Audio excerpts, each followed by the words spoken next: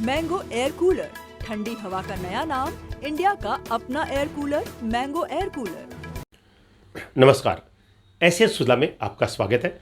मैं हूं शिव कुमार तिवारी। मित्रों, इस समय पूरी दुनिया की नज़रें रशिया और यूक्रेन के युद्ध पे टिकी है और भारत की नज़र भी इस युद्ध पे इसलिए है कि भारत के लगभग 16,000 से ज़्यादा युवा यूक्रेन में मेडिकल की पढ़ाई कर रहे हैं, डॉक्टर बनने के लिए वहाँ पर गए हैं।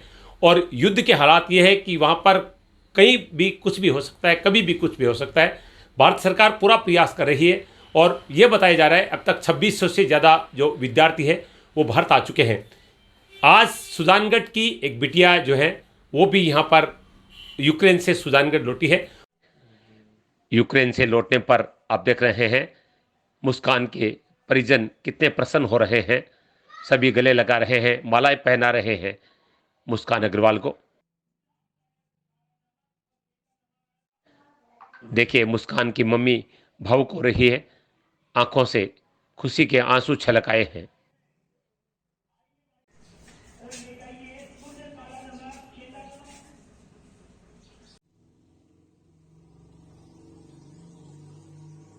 मुस्कान अग्रवाल आज सुबह सुजानगढ़ लौटी है और ये बिटिया 6 साल से यूक्रेन में पढ़ रही है और डिग्री पाने में केवल 1.5 महीने का वक्त बाकी था। बहुत बड़ा नुकसान इस बिटिया का हुआ है। मित्रों, भारत सरकार, राजस्थान सरकार दावे कर रही है कि हम निःशुल्क यहाँ पर ला रहे हैं और बहुत अच्छा कार्य उन्होंने किया है। लेकिन बड़ी चुनौती है कि ये बच्चे जिन्होंने 5-5, 6-6 साल रहकर घर छोड़कर पढ़ाई की है, अब उनके फ्यूचर का क्या होगा? क्या भारत सरकार, क्या राजस्थान सरकार इन बच्चों की पढ़ाई के बारे में आगे सोचेगी? ये बड़ी चुनौती है। बातचीत करते हैं मुस्कान अग्रवाल से, जो आज ही सुबह सुजानगढ़ यूक्रेन से लौटी है और परिवार के लिए बहुत बड़ी सौगात है, बहुत बड़ी खुशखबरी है, क्योंकि हम सब बहुत चिंतित हैं हमारे बच्चों को लेकर। मुस्कान, बहुत बहुत स्वागत आपका। सबसे पहले हम आपका स्वागत करते हैं। घर आने की मुस्कान आपके चेहरे पर साफ लग रही है। जी सर। ये पहले सवाल ये करना चाहूँगा कि किन परिस्थितियों से गुजरना पड़ा आपको इस युद्ध के दौरान? इस युद्ध के दौरान हम जिस एरिया में थे वो सेफ एरिया था सर जी। हम सिर्फ बॉर्डर से 5 या 6 किलोमीटर की दूरी पे ही थे। जी। तो हमें ज़्यादा इतनी तकलीफ़ नहीं हुई और वहाँ पे बस यही है कि बिजली, पानी, खाना ये सब स्टोर करके रख दिया ताकि आगे इन फ्यूचर अगर कोई दिक्कत हो तो जी। हम लोग को वो प्रॉब्लम्स फेस नहीं करनी पड़े। यानी इन सब चीज़ों के लिए पहले तैयार थे आप? जी। जी। क्योंकि वो न्यूज़ वगैरह में दिखा रहे थे और पेरेंट्स का प्रेशर भी था कि तुम लोगों को किसी चीज़ की कमी नहीं होनी चाहिए। जी। और युद्ध के टाइम पे तो हमारे एटीएम्स में वहाँ पे बैलेंस भी ख़त्म हो गया था, तो कैश भी पहले ही विड्रॉ करके रखा था हमने। कि जिस दिन हमारी फ़्लाइट थी उस दिन तो एटीएम, सब एटीएम में 1 भी रुपए नहीं था। अच्छा। निकाल ही नहीं सके कोई भी 1 भी पैसा। तो आप किस रास्ते से आए फिर? किस तरह से आपका आगमन हुआ? हमारे वहाँ के कॉलेज के कॉन्ट्रैक्टर है डॉक्टर अमरीक सिंह जी ढिल्लोन जी। उन्होंने हमें सब बच्चों के सबकी जिम्मेदारी ली जी। और हमें यूक्रेन से जोहानी बॉर्डर के थ्रू हंगरी में भेजा और वहाँ पे अच्छी फैसिलिटीज़ प्रोवाइड की। उसके बाद हमें वहाँ से इंडिगो की फ़्लाइट मिली और हमें दिल्ली में लैंड किया। तो ये जो हंगरी से आप आई हिंदुस्तान, उसमें भारत सरकार का योगदान रहा? जी। अच्छा, उसके लिए आपको कुछ पैसे वगैरह लगे या? जी, कुछ नहीं देना, कुछ नहीं लगा, सब गवर्नमेंट ऑफ इंडिया ने ही किया है। अच्छा, बहुत सारे विद्यार्थी हैं, आपके सहपाठी भी है, अलग अलग जगहों पर रह रहे हैं, बहुत जगह भीषण युद्ध भी चल रहा है, तो उनकी खबरें किस तरह से आपको मिल रही थी? ट्विटर के थ्रू, फ्रेंड्स के थ्रू ग्रुप्स बने हुए हैं, सब में इससे न्यूज़ आ रही है।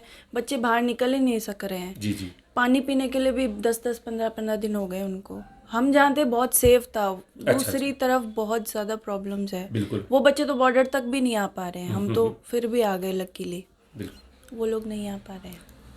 मुस्कान, वास्तविक स्थिति क्या है? क्योंकि कहा जा रहा है कि सब सुरक्षित, आपको लग रहा है कि सारे भारतीय? नहीं, सब सुरक्षित नहीं है। हम लोग थे, लकी थे इसलिए थे। वहाँ बहुत ज़्यादा सिचुएशन ख़राब है, रो रहे हैं, बच्चों को खाने को भी नहीं मिल रहा है। वो लोग बस, उनके पेरेंट्स बहुत परेशान होंगे। हमारे ही थे जबकि कुछ नहीं था, तो वो लोग ऑब्वियसली, और एक की तो हमारे साथ वाले की डेथ भी हो गई, 4th ईयर में था वो, खारकीव में। अच्छा। तो अब देखो और ज़्यादा पैनिक हो गए सिचुएशन। सीज़ फायर रुक ही नहीं रहा है सर, इसलिए। अच्छा, मम्मी पापा से लगातार बातचीत हो रही थी, तो वो किस तरह से आपको उत्साहवर्धन कर रहे थे, आप मोटिवेट कर रहे थे? सर पेरेंट्स बहुत पैनिक थे, न्यूज़ में इतना दिखा रहे हैं। हाँ। तो हर टाइम पे झूठ ही बोलना पड़ता है कि हम ठीक हैं, आप टेंशन मत लो। और क्या ही करें, उनके सामने रोने से करने से कुछ भी नहीं होगा। वहाँ पे एक दोस्त है हमारे, और भी दोस्त है, हम तो चलो फिर भी हिम्मत रखते हैं, वो रोने लग जाते, किसी के एक ही है तो उनके पेरेंट्स और ज़्यादा परेशान हो गए। तो हम सब एक ही घर में रहते थे, फिर अलग अलग रहते थे, सबने छोड़ छोड़ के एक ही घर में आ गए और एक साथ रहते थे ताकि सेफ रहें।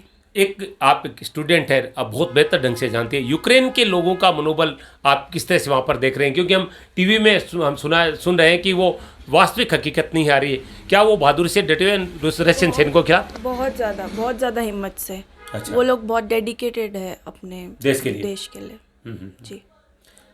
अब मुस्कान, हम आपके फ्यूचर से संबंधित सवाल करना चाहेंगे। मैंने सुना है कि आपकी बहुत कम पढ़ाई रही है, तो आपने कितनी पढ़ाई की यहाँ पर, अब कितना समय आपका बाकी रहा? सर हम 6 साल से वहाँ पढ़ रहे थे, अब हमारा कॉन्वोकेशन होता 2-2.5 महीने में। 2-2.5 महीने में? हाँ, क्योंकि फिर हमें डिग्री मिल जाती और उसके बाद हमें इंडिया के दिसंबर में FMG देना था। तो अब अगर हमारी डिग्री आती भी है, लेट भी आती है, तो ये मौका भी हमारे हाथ से चला जाएगा दिसंबर वाली FMG का। फिर नेक्स्ट ईयर से वैसे भी गवर्नमेंट नेक्स्ट लागू कर रही है, तो FMG का ही हमारे लिए लास्ट चांस था। और अगर डिग्री का देखते हैं अब क्या होता है, क्योंकि अभी वहाँ पे सिचुएशंस बहुत ख़राब है। बिल्कुल, जिस तरह से हमले हो रहे हैं, जिस तरह से यूक्रेन को तोड़ा जा रहा है, आपको लगता है कि ये देश संभल पाएगा या आप पुनः वहाँ पर जा पाएंगी? कोशिश तो यही है कि चले जाएं और हमारी डिग्री मिल जाए। बिल्कुल बिल्कुल। बाकी बहुत डिस्ट्रॉय हो गया।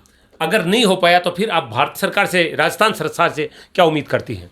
यही कि हमारे फ्यूचर के लिए कुछ तो हल निकाला जाए कि हम क्या करें इन फ्यूचर, क्योंकि अभी तक बिना डिग्री के तो फिर कुछ कर भी नहीं सकते हैं यहाँ पे। अच्छा, ये किस तरह का ऑप्शन रहता है? जैसे आप विदेश में पढ़कर आई हैं, आपने वहाँ से MBBS कर लिया मान लो, तो उसमें भारत में किस तरह के ऑप्शन रहते हैं आपके लिए? उसके बाद सर आने के बाद हमें FMG क्लियर करना पड़ता है और फिर हम भी नॉर्मल डॉक्टर्स की तरह नॉर्मली किसी भी क्लिनिक को और कहीं भी ज्वाइन कर सकते हैं। गवर्नमेंट के एग्ज़ाम्स लगते हैं, बाकी फिर आगे PG कर सकते हैं, एंट्रेंस एग्ज़ाम दे सकते हैं। बस FMG तो एक वो पड़ाव है कि वो पार सबको करना है, यहाँ से जो प्राइवेट से कर रहे हैं उनको भी करना पड़ता है बस। तो क्या निवेदन करेंगे, क्योंकि SN के माध्यम से निश्चित रूप से ये वीडियो सरकार तक पहुंचेगा, तो भारत सरकार से, राजस्थान सरकार से आप क्या निवेदन करेंगे, क्योंकि अगर परिस्थितियां वहां पर नहीं सुधरी यूक्रेन में, तो आप अपने देश से क्या उम्मीद करती हैं? यही कि हमारे लिए भी कुछ सोचा जाए कि हमें इन फ्यूचर क्या करना है, और सबसे पहले जो वहाँ फंसे हैं उनको निकालना ज़्यादा ज़रूरी है, फिर सबके फ्यूचर की बात होगी। सर मुस्कान, बहुत बहुत धन्यवाद बातचीत के लिए, और भगवान का शुक्रिया कि आप कुशल लौट आए। Thank you sir. बिल्कुल, देखिए कितनी अच्छी सोच है इस बिटिया की। कह रहे हैं कि भगवान से ये प्रार्थना करें कि जो हमारे बेटे बेटियां फंसे हुए, सबसे पहले वो कुशलता से भारत लौटाए। मित्रों, मैं अब लाडनू पहुंच चुका हूं। मुस्कान के साथ 2 और लोग आए लाडनू में।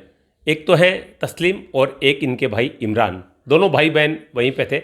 आपकी पढ़ाई लगभग पूरी होने वाली थी और अचानक ये यूक्रेन और रशिया वाला ये लफड़ा हो गया। तो हम तस्लीम से बातचीत करते हैं। बहुत बहुत स्वागत है आपका।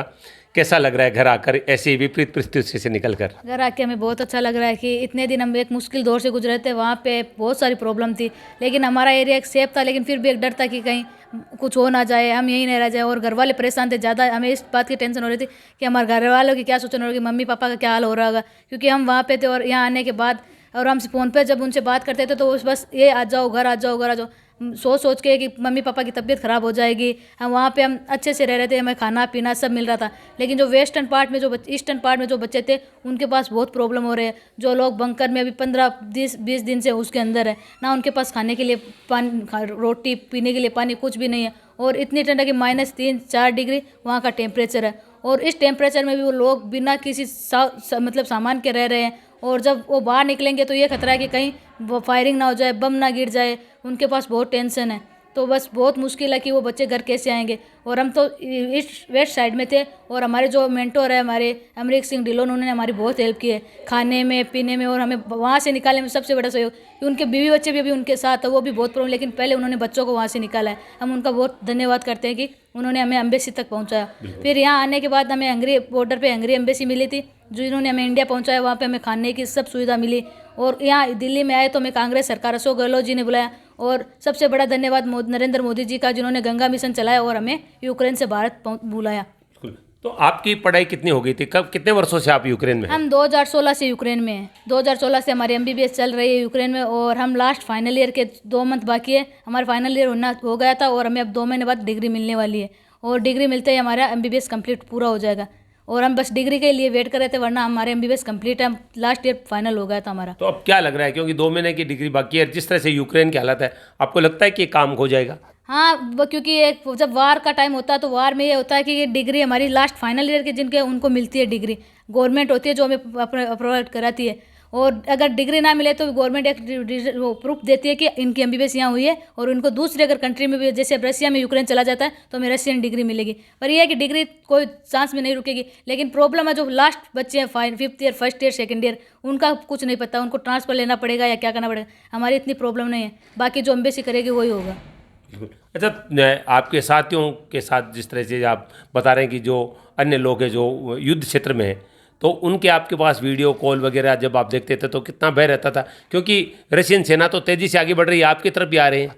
हमें वो डर कि मतलब हमारे साथ वाले भी थे, जैसे हम वीडियो देखते थे फेसबुक पे, जो भी ट्विटर पे न्यूज़ आती तो बहुत दिमाग खराब होता था कि उन बच्चों का क्या हो रहा होगा, वो क्या कर रहे होंगे, उन बहुत ज़्यादा टेंशन थी कि कहीं ऐसा हमारे साथ हो गया तो। लेकिन जो बच्चे, जैसे 2 लड़के ख़त्म भी हो गए, 2-3 बच्चों का कोई पता भी नहीं है, तो उन बच्चों में प्रॉब्लम, उनके घर वालों को क्या हो रहा है, खाने के लिए कुछ भी नहीं है, ना पीने के लिए कुछ भी, बहुत प्रॉब्लम कि वो बच्चे कैसे हमारे मतलब बॉर्डर तक पहुंचेंगे और कैसे इंडिया आएंगे। बस गवर्नमेंट से ये प्रो कि उनको भी जल्दी से जल्दी वहाँ से निकाला जाए।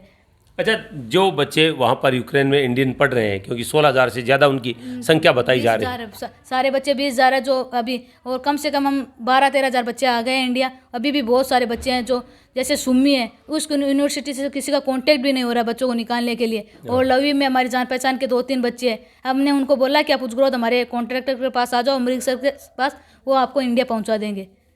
तो ये है कि वो जैसे अगर उजग्रोद पहुँच गए तो आ जाएंगे सेफली, बाकी अब उनके पास अभी कोई कॉन्ट्रैक्टर नहीं है, तो अब अपनी इंडियन गवर्नमेंट वहाँ से कुछ ना कुछ उनके लिए सुविधा कराए तो हो सकता है कुछ। भारत तो अब आ गई है, हाँ। लेकिन अब यूक्रेन के जिस तरह के हालात है, क्योंकि सारी परिस्थितियाँ बदल जाएगी, अगर बहुत कुछ बदल जाएगी, उनकी इकोनॉमी पूरी डाउन हो जाएगी, और फिर जो अभी माहौल चल रहा था उससे यूक्रेन बहुत नीचे डाउन चला जाएगा। 5-6 साल तक ये नहीं लगता कि यूक्रेन वापस अपने स्तर पे आएगा। तो ऐसे में आप अब भारत सरकार से क्या उम्मीद करते हैं, डिप्लोमा होने के बाद आपकी? हम चाहते हैं कि हमारा डिप्लोमा जाए, हमें जैसे कोई प्रॉब्लम तो लो, जो 1st year, 2nd year, 3rd year में है उन बच्चों के लिए भी कुछ सुविधा, और यूक्रेन का भी सपोर्ट करिए, क्योंकि यूक्रेन एक अच्छी कंट्री है। हम 6 साल वहाँ पे रहे, हमें कभी कोई प्रॉब्लम नहीं, जैसे रात को दिन को हम कभी भी अगर बाहर जाएँ तो हमें कोई दिक्कत नहीं थी, कोई परेशानी। जैसे अब इंडिया में हम रात को बाहर नहीं घूम सकते, वैसे कोई दिक्कत नहीं थी यूक्रेन में, और वहाँ के लोग बहुत अच्छे हैं। तो आपको क्या लगता है रशिया ने इस तरह से कंडीशन क्यों पैदा की? मतलब रशिया ने इसलिए किया कि जैसे अब अपना घर होता है, हम अपना घर नहीं छोड़ सकते, तो रशिया पहले, यूक्रेन रशिया का ही पार्ट था, तो उन्होंने 1991 में यूक्रेन को वहाँ से मतलब इकोनॉमी दे दी कि तुम एक इंडिपेंडेंट देश हो, अपनी मर्जी से कुछ भी कर सकते हो। तो 2014 तक तो रशिया, जो पुतिन का एक कोई मतलब नीचे जो काम करता था वही हमारे यूक्रेन का प्रेसिडेंट था, लेकिन 2014 के बाद जब सरकार बदली तो प्रेसिडेंट बदल गया, और जो अभी प्रेसिडेंट है वो उसकी इतनी नहीं सुनता है। तो अब पुतिन की बात मतलब नहीं चल रही है, इसलिए वो हमारा यूक्रेन जाना चाहता है नाटो में, और वो नहीं चाहता कि यूक्रेन नाटो में जाए, यूक्रेन रशिया में रहना चाहिए, इसलिए लड़ाई हो रही है। वो चाहता है कि यूक्रेन मेरी सुने और यूक्रेन वाला सुन नहीं रहा है। आपको क्या लगता है यूक्रेन के लोग क्या चाहते हैं? यूक्रेन के लोग चाहते हैं कि हम यूक्रेन में रहे, वो अपने पूरे प्रेसिडेंट का पूरा साथ दे रहे, जो मतलब 20 से लेकर 60 साल के जितने भी आदमी हैं वो सारे अभी बॉर्डर पे लड़ने के लिए, उन्होंने अपने बीवी बच्चों को हंगरी बॉर्डर पे पहुंचा दिया कि वो वहाँ सेफ रहेंगे तो ठीक है। लेकिन ये प्रॉब्लम है कि वो तो बच जाएंगे, लेकिन हम तो अपने इंडिया गए, उनके छोटे छोटे बच्चों का क्या होगा? आप सुन रहे हैं, तस्लीम ने बहुत अच्छी बात कही है कि लोग डटे हुए हैं। 16 साल से 60 वर्ष के लोग हैं, जो पुरुष हैं, वो रूसी सेना के साथ लड़ रहे हैं, हथियार इनके हाथों में। अपने बीबी बच्चों को उन्होंने जो नज़दीकी देश हैं उनकी सीमाओं में पहुंचा दिया है, और हालात बहुत ज़्यादा ख़राब है। ये करें बहुत अच्छी कंट्री थी, हमें किसी तरह की समस्या नहीं थी, हाँ, लेकिन अचानक जिस तरह से ये हालात युद्ध के बने, उसके बाद में उन 20-25 हज़ार छात्र छात्रों का भविष्य संकट में हो गया, जो वहाँ पर पढ़ाई कर रहे हैं, डॉक्टर बनना चाहते हैं। अब भगवान से उम्मीद करेंगे कि ये हालात जल्दी से जल्दी सुधरे, और इन्होंने जो मेहनत की है 5-6 वर्षों में, जो पढ़ाई की है, उसका फल इन बच्चों को मिले। घर में बेटी आई है तो कितनी खुशी आप देख रहे हैं। एक माँ के लिए बेटी बहुत प्यारी होती है, और अगर इस तरह के हालात में बेटी फंस जाए, क्योंकि आप जानते हैं कि पूरी दुनिया में दहशत है, जिस तरह से रशिया और ये यूक्रेन में संकट पैदा हुआ है, तो वो माँ बाप कितने चिंतित थे जब इस तरह से युद्ध चले थे, बच्चे वहाँ पर फंसे हुए थे। हम बातचीत करेंगे तस्लीम मम्मी से। कितना अच्छा लग रहा है बेटी घर आने के बाद में? बहुत अच्छा लग रहा है। तो कितनी चिंता हुई थी जब आपने खबरें देखी टीवी पे? बहुत चिंता हो रही थी, नींद नहीं आती थी, भूख नहीं लगती थी, बहुत परेशानी रहते थे। तो बहुत डर लग रहा था उस समय डर आपको? लगा, हाँ बहुत डर लग रहा था। अब देखिए माँ मुस्कुरा रही है, कह रही बहुत चिंता रहती थी। और टीवी पे जिस तरह से खबरें आ रही, आप सब जानते हैं, हम भी चिंतित थे, हमारे देश के बच्चे। क्या कहना चाहती हो? देश के बच्चे सभी अच्छे हैं, अब घर आ जाए, अब वापस आ जाए जल्दी से। उनके माँ बाप ऐसे ही उड़ीकते हैं। बिल्कुल, आप देख रहे हैं, ये प्रार्थना करिए कि विदेश में जितने बच्चे फंसे हुए हैं यूक्रेन में वो सब आ जाए, क्योंकि एक माँ यही प्रार्थना करती है। और बहुत प्रसन्न नजर आ रही है। आप देख रहे हैं बिटिया, ये चाची वगैरह जो सब भाई बहन सब है ना, आप देख रहे हैं घर में आज बहुत खुशी मनाई जा रही है, क्योंकि यूक्रेन और रशिया के विकट परिस्थितियों के युद्ध से निकलकर बेटी और बेटा घर पे आ गए हैं। दोनों बहन भाई यूक्रेन में पड़ रहे थे और आज जब लाडनू पहुँचे हैं तो घर में बहुत खुशियाँ मनाई जा रही है।